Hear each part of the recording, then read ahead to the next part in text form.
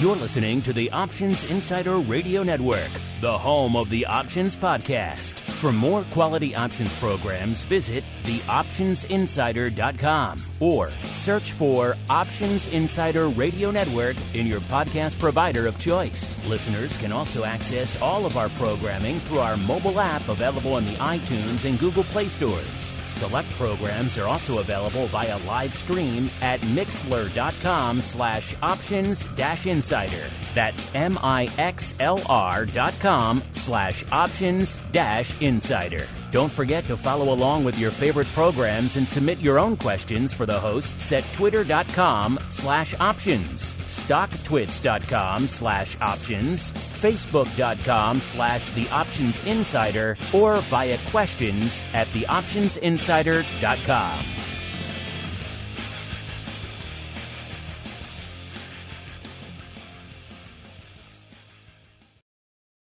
Gold, crude oil, corn, soybeans, and more.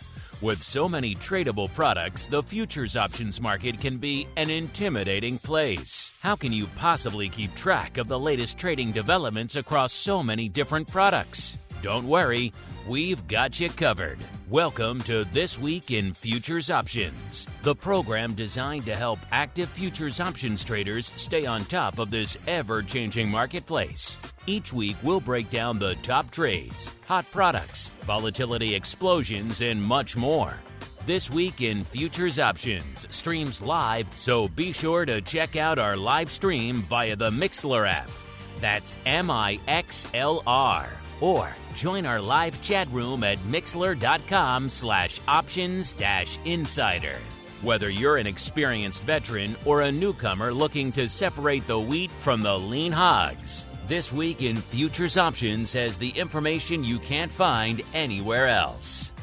This Week in Futures Options is brought to you by CME Group, the world's leading and most diverse futures and options exchange. For more information and educational resources about futures options at CME Group, visit cmegroup.com/options. And now, get ready to break down the latest futures options trading activity. It's time for This Week in Futures Options.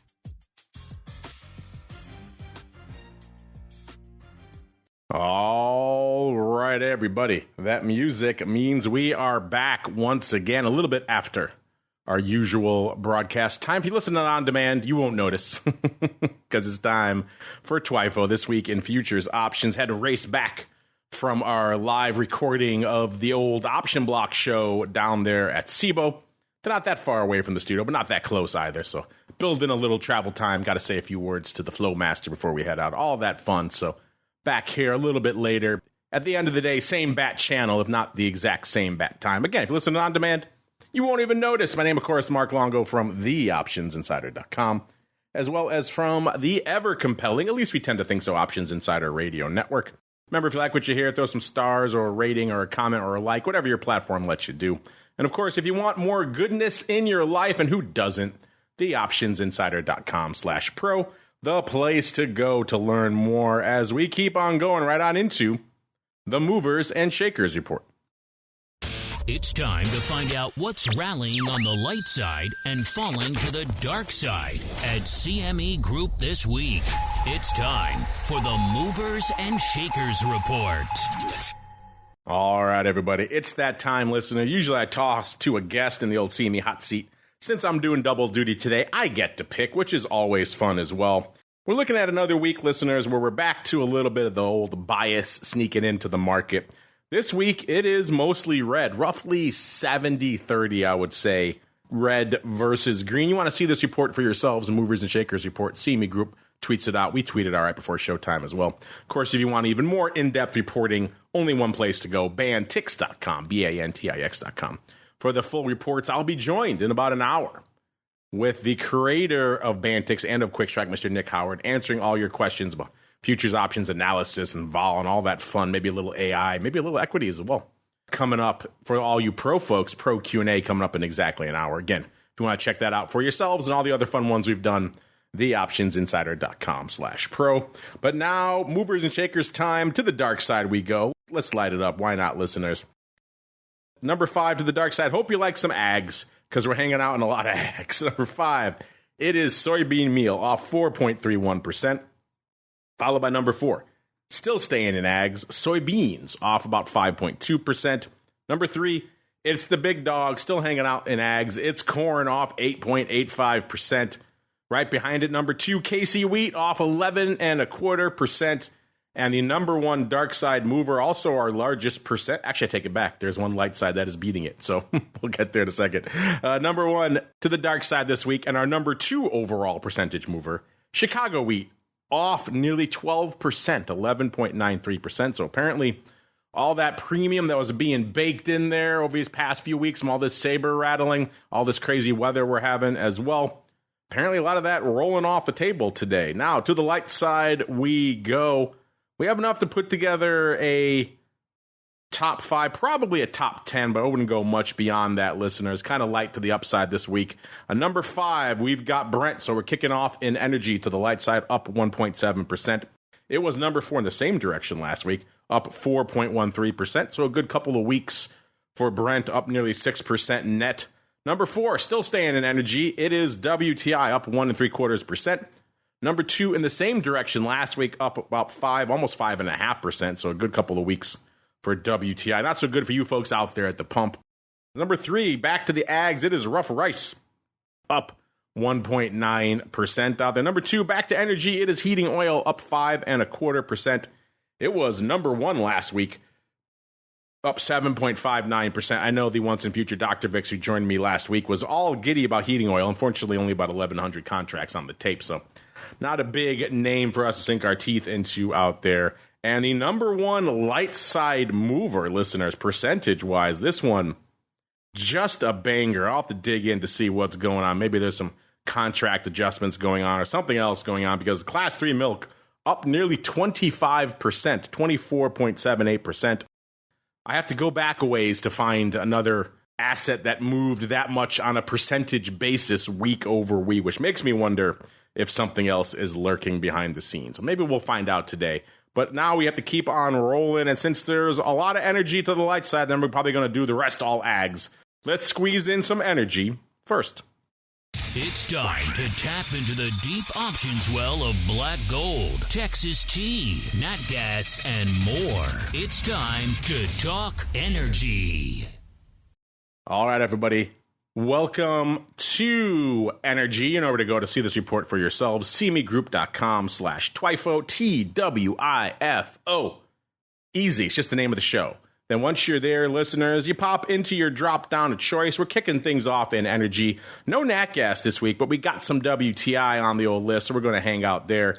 So you're going to go into energy, which is down about 2 slots. Then into product family, you're going to go crude oil, and then WTI to begin your journey. Pretty action-packed week, all things considered, out there in WTI. Percentage-wise, it's up about 1.75% from our last show, but volume-wise, looking a lot more robust. 565,000 contracts on the tape.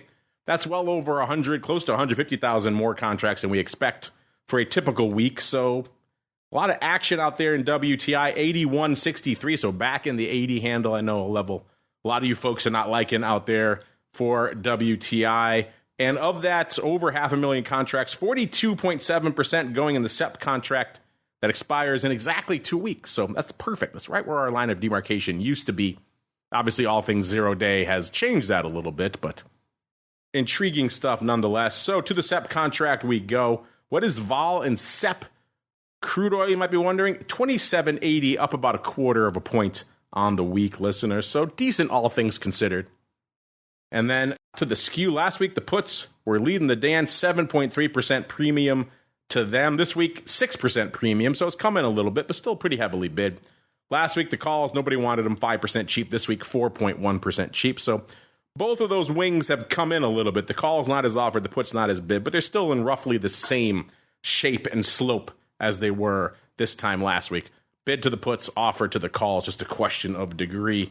And in terms of puts, that's what was leading our dance this week. Listeners, it was the SEP 75 puts off to the races with 27,000 contracts. The big day actually yesterday, about 10,000 yesterday, mostly opening. Closing in on that today, though, 9,200 today. So A lot of the paper going up just in the last two sessions. 4,000 on Tuesday and about 4,000 on Monday. So closing earlier in the week on the 75 puts in September and then opening aggressively later on the week. That's kind of interesting. Given the fact that the puts came in a little bit, maybe we can assume a little bit overriding, but probably not. That's a pretty mild skew move, all things considered. I hate to read too much into just that. And if you're saying, what about the calls? Because we are up this week. Right behind it, we have the SEP 85 calls doing about 24,000 contracts. So only a few thousand contracts shy. The big day yesterday and today, again, pretty much equal. 7,800 yesterday, 7,800 today. Slightly closing yesterday. Obviously, we don't know about today's paper. 5,300 on Monday, 2,700 on Tuesday. Slightly opening both days as well. So kind of an inverse of what we saw with the puts. Opening earlier in the week, closing later in the week for the calls versus the puts, which were closing earlier in the week, opening later in the week. So intriguing. Maybe some folks looking for a fade if they are buying the puts and loading up on the calls earlier in the week, taking those off once we get a little bit of a pop. Intriguing stuff out there. Then right behind it, we have the 90 calls. So 85 in 2 weeks, not enough for you listeners. How about the 90 calls? 17,000 of these bad boys going up this week. The big day Tuesday, 5,500 on Tuesday, mostly opening. 4,800 yesterday, mostly closing. So maybe some folks putting them on Tuesday, then bailing right away on Wednesday. 3,800 today, 3,100 on Monday. So intriguing flow. And you know what? We missed one that snuck in a little bit farther out, listeners. Let's go out to October. Again, that's why you got to keep scrolling on some of these reports, listeners. The October 90s. So 2 weeks, maybe not realistic enough for you. You're thinking, okay, how about 43 days? That's enough time to get to the 90 strike. Perhaps 21,000 of these trading this week as well. The big day for these actually Tuesday. 11,000 and change on Tuesday. 5,700 yesterday. 2,200 today. 2,100 on Monday. Opening earlier in the week. Closing yesterday. Not much paper today. So intriguing stuff. Folks piling into the October 90s on Tuesday. Let's take a look real quick out there. You know, skew getting a little bit cheaper out there. The puts staying exactly the same, 7.3% bid. So no matter where you're looking, it's pretty much an equity type skew. Bid to the puts, offer to the calls. Just a question of degree. Calls got a little bit cheaper. So potentially this is an override on the 90s. Again, it's really hard to read too much into such a slight skew change. But intriguing stuff nonetheless. Let's keep scrolling around, see if we can find any other interesting and or aberrant prints. 90 strike pretty popular. 90 strike in December also going up about 8,000 times this week. So interesting. And then behind it, we have the 75 puts. Those also popular. These ones going up out here in November, 7,300 times. Pretty much 3,500 yesterday, 3,500 today. So intriguing stuff out there. 75 puts and 90 calls seem to be our strikes du jour. Doesn't matter the month out there. If we go a little bit farther out, all the way to D's of 2024, got some 60 puts going up about 3,000 times. Actually trading almost every day this week except for Tuesday and mostly opening. So some opening on the 60 put strike nearly 3,000 times this week. Interesting. 60 puts by D's of 2024. They betting on a sizable turnaround? Are they perhaps trying to get a long-term rights in this? It's not usually the typical use case. Usually it's probably a hedge by a producer or something else. But we have seen weirder things out here in WTI. But that's pretty much most of your flow. The near-dated paper stuff going out tomorrow looks like it's mostly the 80 puts, 4,000 of those. Which, again, we're hanging out 81.63 right now. We saw 2,000 of those going up today. It looks like maybe an 80.79 put spread with 1 day to go going up today about nearly 2,000 times. Maybe some folks rolling up their protection. Intriguing stuff. A day to go out there, listeners. But outside of that, not a heck of a lot of other tradable energy products. So for this Just the Facts, ma'am edition, we're going to keep on rolling right on into the complex that is dominating pretty much the rest of our tape. Yep, it's time to talk ags. It's time to get our hands dirty exploring the latest options trades and trends in corn, wheat, soybeans, and more. It's time to talk ags. All right, everybody, welcome to the wonderful world of ags. They're easy to find, listeners. Just go all the way to the top of that alpha order list, and then we're going to dive in. Usually we go to the grains and oil seeds, but you know what? We're going to scroll down a little bit, almost all the way to the bottom of that product family list. Let's just take a quick sojourn in Class 3 milk, because that movement is, I think the technical term is redonkulous. And I'm trying to say it might be a bit of an aberrant print out here, listeners, because 25% to the upside. I'm not seeing anything like that in the actual product this week. It's off about 1% to like trading 17.08. And we did see ridiculous skew out there in that front week as well. The puts 50 points bid, the calls 50 points bid as well. I think something got a little wonky there, listeners. I'm looking right now, we have about 3,400 contracts going up, so there's not enough paper to really back up this crazy move. Looking at it's the 18 quarter and 19 quarter vertical going up. Other than that, not a heck of a lot. 100 times, listeners. And the 20 half puts going up 300 times. I'm not seeing what is causing this skew implosion. The calls went from 51.4% bid to 17 point. That's still pretty aggressively bid in these contracts that have the odd contract that have about 26 days to go. The puts were nearly 50% bid this week, 6.6% cheap. So they've swung entirely in the other direction. I'll have to dig in, listeners. Maybe a new contract was listed. Sometimes when they roll in or they adjust, look what happened with SOFR, right? Now Euro dollars is a vestigial contract. So sometimes it clutters up our works with crazy moves that are really signifying nothing out there. But intriguing stuff, Class 3 milk, doing a little bit of paper, 3,400 contracts this week, but nothing to really write home about unless you're really excited about the 20 half puts in August going up 300 times this week. But intriguing stuff. Never let it be said, listeners, that we didn't at least investigate. But let's go out now. Let's go back to our usual stomping grounds in the ags. Let's go to the grains and oil seeds. And since it's our number one dark side mover, let's go out to Chicago wheat this week. Off nearly 12%, so they are coming for wheat. The wheat gods are angry this week, listeners. Nearly 200,000 contracts on the tape, 182,000. That is nothing to sneeze at. Where is wheat right now? That front future, listeners, going out in about a day, 628 and a quarter. So off 76 handles, nearly 11% just this week. So most of this sell-off coming this week, listeners, post Monday. Obviously, you go back to our show last week, it's off about 12%. And of that 182,000, which is a pretty banger week, 63.5% going up in the SEP contract has about 22 days to go. So we're going to hang out there. What is the vol in this rapidly vanishing wheat, you might be asking? It is 36.20, off about 8.20 on the week. So vol coming in quite a bit, over 8 points. Intriguing. In terms of skew last week, the puts, nobody wanted them, 10.3% cheap. It was all about the calls. They were 26.2% bid.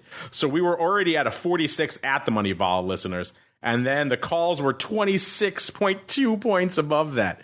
So folks liked themselves some upside in September wheat last week, listeners. It's still bid this week, but that has come in pretty much in half, 13.6% bid. That's still a strong premium, but my goodness, that's a lot of love for those calls. And this week the puts are 11.9% cheap, so a lot of folks may be using some puts to finance all that juicy upside. Let's go find out for ourselves, listeners. Looks like it was the pars, but not the 700s or the 600s. It was the 800 calls in September leading the dance this week. So bet you that wasn't the par you were expecting, nor was it for myself, listeners. Looks like the 800's going up 11,600 times this week. 4,000 on Monday, 3,000 on Tuesday, 2,800 on Wednesday, 1,600 today.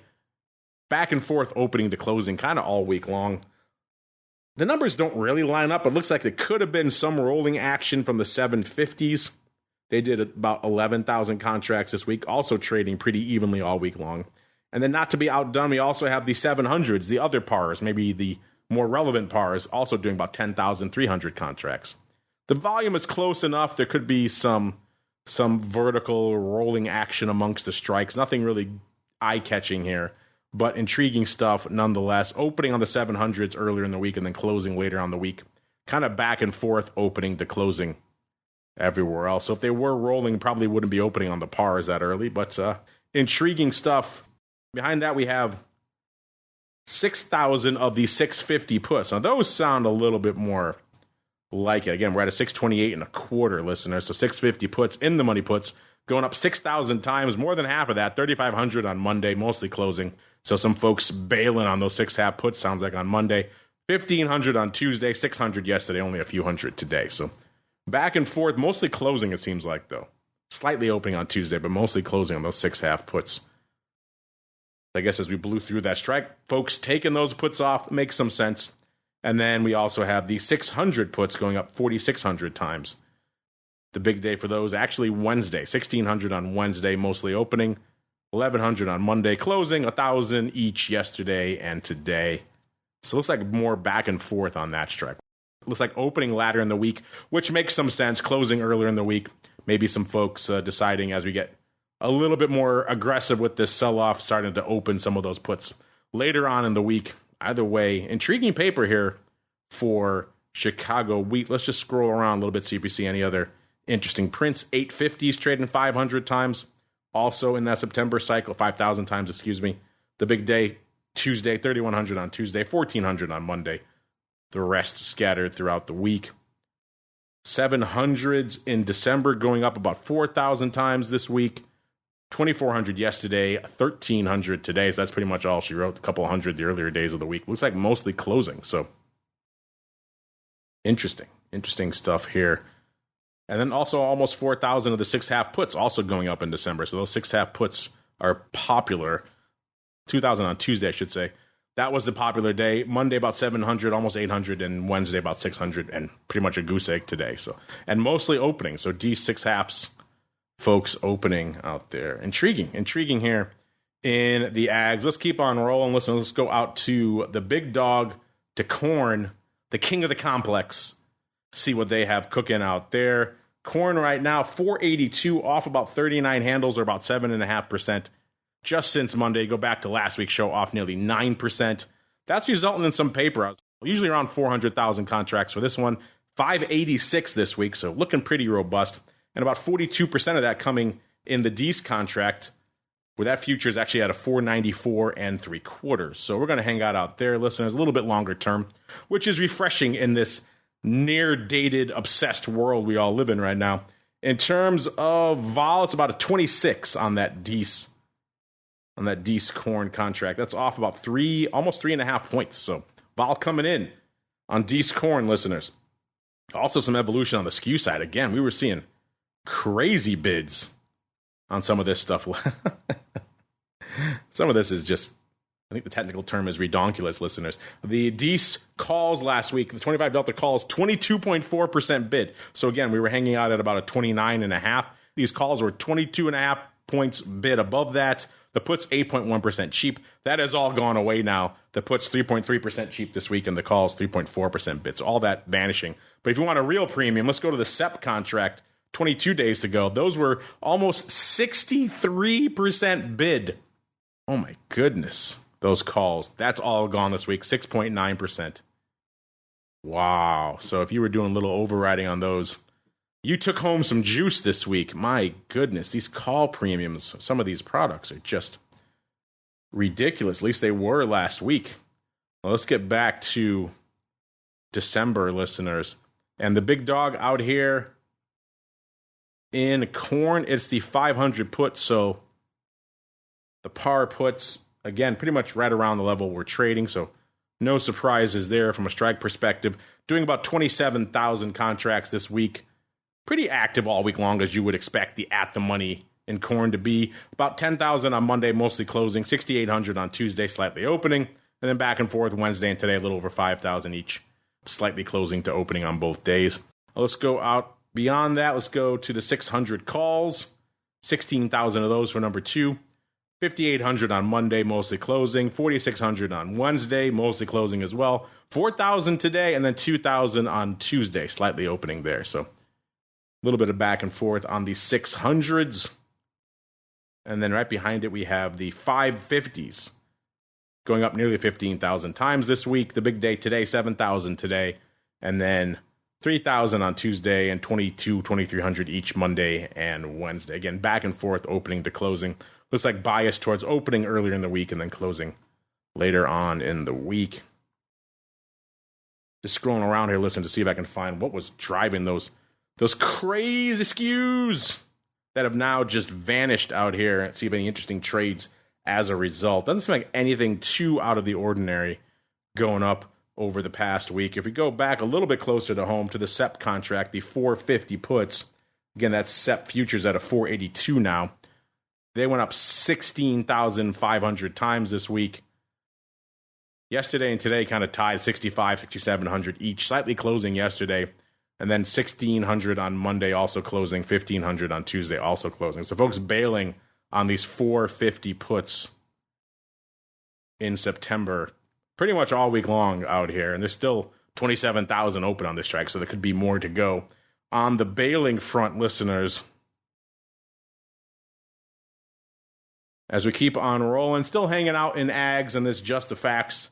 Let's keep on going. Let's go out to our number 4 mover and shaker out here this week. Listeners, to the dark side, it is the beans. They were off a little over 5%, about 5.2%. And man, they are putting up some paper as well this week. 275,000 contracts on the tape for soybeans. Certainly nothing to sneeze at.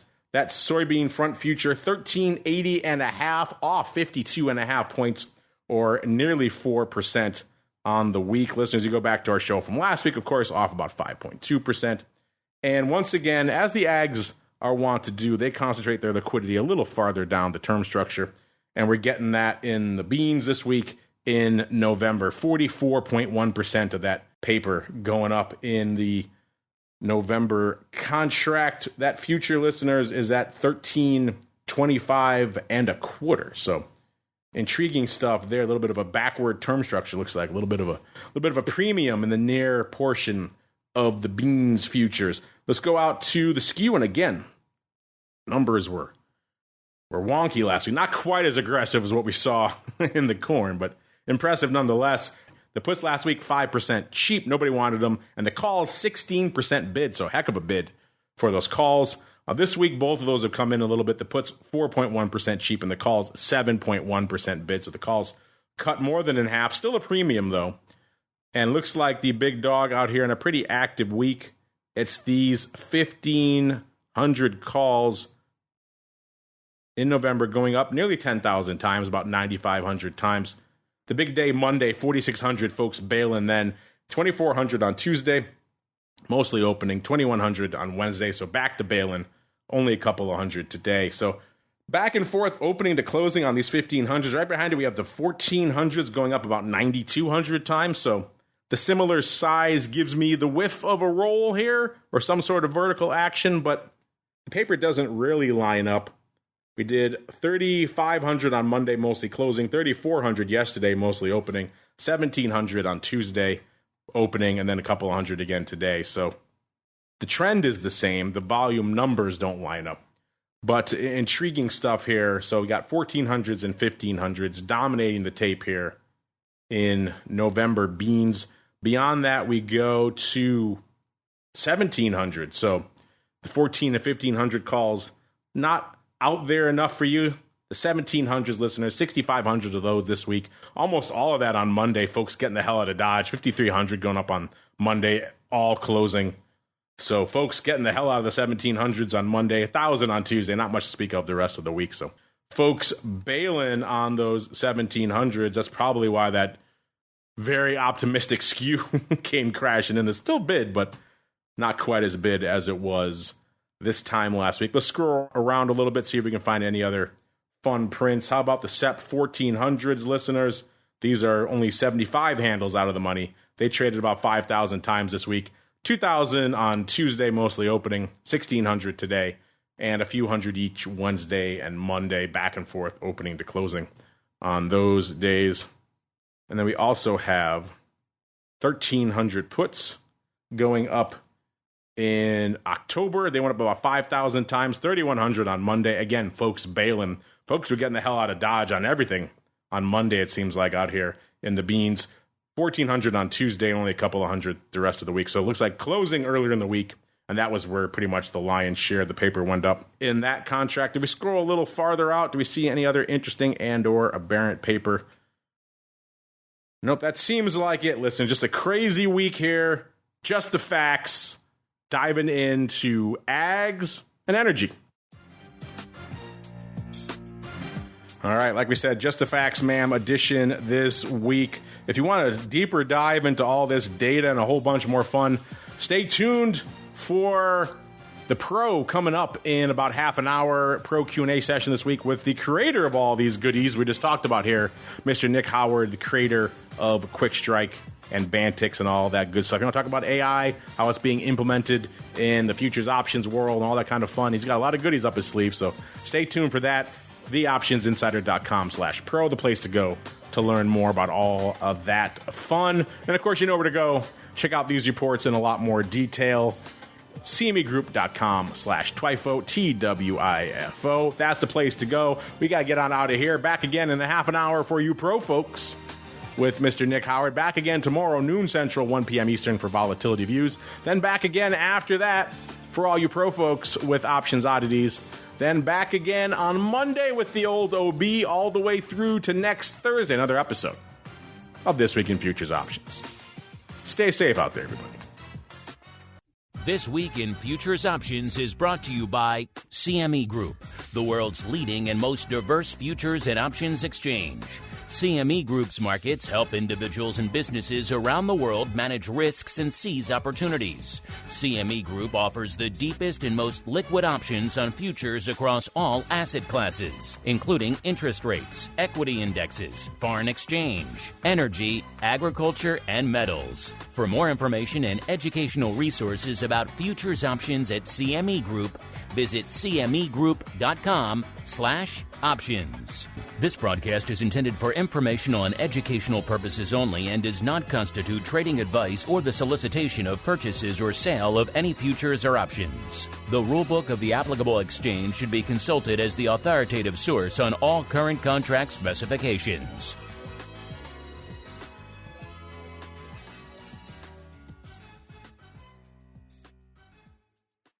You're listening to the Options Insider Radio Network, the home of the Options Podcast. For more quality options programs, visit theoptionsinsider.com or search for Options Insider Radio Network in your podcast provider of choice. Listeners can also access all of our programming through our mobile app available in the iTunes and Google Play stores. Select programs are also available via live stream at mixlr.com/options-insider. That's mixlr.com/options-insider. Don't forget to follow along with your favorite programs and submit your own questions for the hosts at twitter.com/options, stocktwits.com/options, facebook.com/theoptionsinsider, or via questions at theoptionsinsider.com.